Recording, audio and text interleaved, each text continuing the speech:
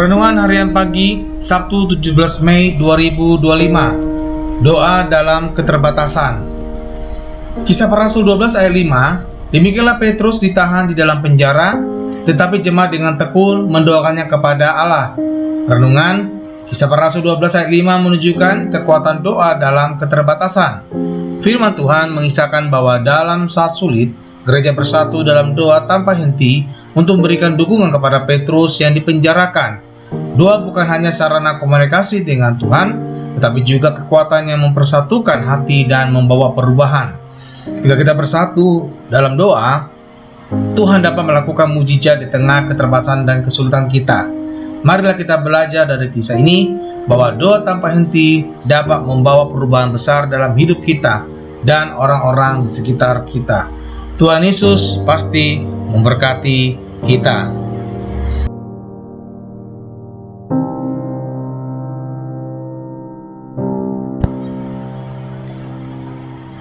Renungan harian pagi Minggu 18 Mei 2025. Damai Kristiani yang mendamaikan. Kolose 3 ayat 15. Hendaklah damai sejahtera Kristus memerintah dalam hatimu, karena untuk itulah kamu telah dipanggil menjadi satu tubuh, dan bersyukurlah. Renungan Kolose 3 ayat 15 mengajak kita untuk hidup dalam damai Kristiani yang mendamaikan. Firman Tuhan memberikan panggilan untuk membiarkan damai Kristus memerintah di dalam hati kita, menciptakan keharmonisan dalam hubungan kita dengan sesama. Dalam kehidupan yang seringkali penuh dengan konflik, damai Kristus memberikan ketenangan yang melebihi pemahaman manusia. Damai ini tidak hanya menghapus perasaan permusuhan, tetapi juga membawa persatuan dan kegembiraan yang sejati. Marilah kita menjadikan damai Kristus sebagai pemandu dalam segala hubungan kita. Dengan demikian kita dapat menjadi instrumen perdamaian dunia ini, mencerminkan karakter Allah yang penuh damai. Tuhan Yesus pasti memberkati kita.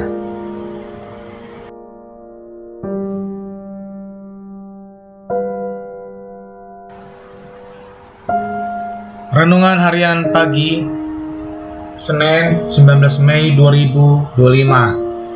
Kasihilah sesama sebagaimana Allah mengasihi kita.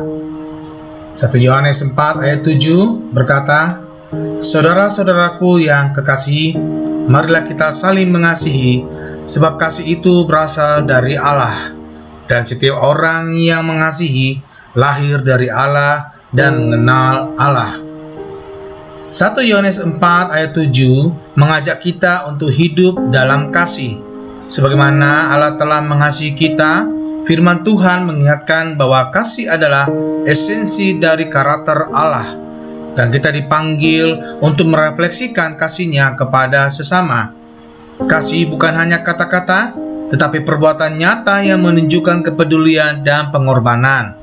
Ketika kita mengasihi sama dengan tulus, kita mencerminkan gambaran kasih Allah di dalam hidup kita. Marilah kita menjadikan kasih sebagai prinsip dasar dalam berinteraksi dengan sesama. Dengan demikian, kita dapat menjadi saluran berkat dan membawa terang kasih Kristus ke dunia ini. Tuhan Yesus pasti memberkati kita.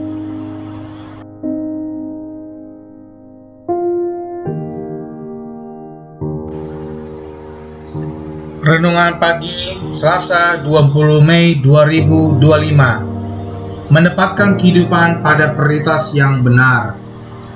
Lukas 12 ayat 15. Katanya lagi kepada mereka, berjaga-jagalah dan waspadalah terhadap segala ketamakan. Sebab walaupun seorang berlimpah-limpah hartanya, hidupnya tidak tergantung daripada kekayaan itu.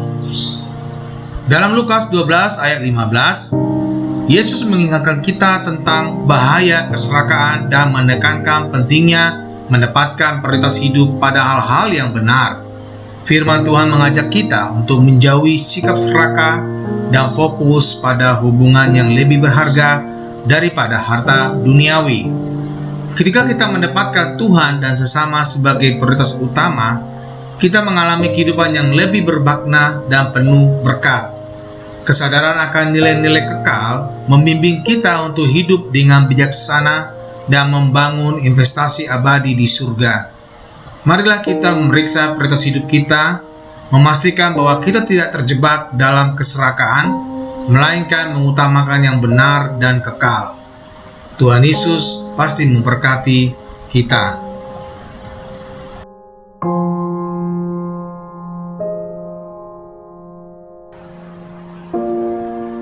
Renungan Harian Pagi, Senin 19 Mei 2025. Kasihilah sesama sebagaimana Allah mengasihi kita. 1 Yohanes 4 ayat 7 berkata, Saudara-saudaraku yang kekasihi, marilah kita saling mengasihi, sebab kasih itu berasal dari Allah. Dan setiap orang yang mengasihi lahir dari Allah dan mengenal Allah. 1 Yohanes 4 ayat 7 mengajak kita untuk hidup dalam kasih. Sebagaimana Allah telah mengasihi kita, firman Tuhan mengingatkan bahwa kasih adalah esensi dari karakter Allah. Dan kita dipanggil untuk merefleksikan kasih-Nya kepada sesama. Kasih bukan hanya kata-kata, tetapi perbuatan nyata yang menunjukkan kepedulian dan pengorbanan. Ketika kita mengasihi sama dengan tulus, kita mencerminkan gambaran kasih Allah di dalam hidup kita. Marilah kita menjadikan kasih sebagai prinsip dasar dalam berinteraksi dengan sesama. Dengan demikian, kita dapat menjadi saluran berkat dan membawa terang kasih Kristus ke dunia ini. Tuhan Yesus pasti memberkati kita.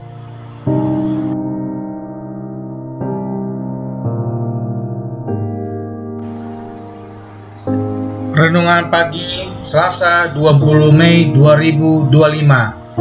Menempatkan kehidupan pada prioritas yang benar. Lukas 12 ayat 15. Katanya lagi kepada mereka, berjaga-jagalah dan waspadalah terhadap segala ketamakan. Sebab walaupun seorang berlimpah-limpah hartanya, hidupnya tidak tergantung daripada kekayaan itu. Dalam Lukas 12 ayat 15, Yesus mengingatkan kita tentang bahaya keserakahan dan menekankan pentingnya menempatkan prioritas hidup pada hal-hal yang benar. Firman Tuhan mengajak kita untuk menjauhi sikap serakah dan fokus pada hubungan yang lebih berharga daripada harta duniawi. Ketika kita menempatkan Tuhan dan sesama sebagai prioritas utama, kita mengalami kehidupan yang lebih bermakna dan penuh berkat. Kesadaran akan nilai-nilai kekal membimbing kita untuk hidup dengan bijaksana dan membangun investasi abadi di surga. Marilah kita memeriksa prioritas hidup kita, memastikan bahwa kita tidak terjebak dalam keserakahan, melainkan mengutamakan yang benar dan kekal. Tuhan Yesus pasti memberkati kita.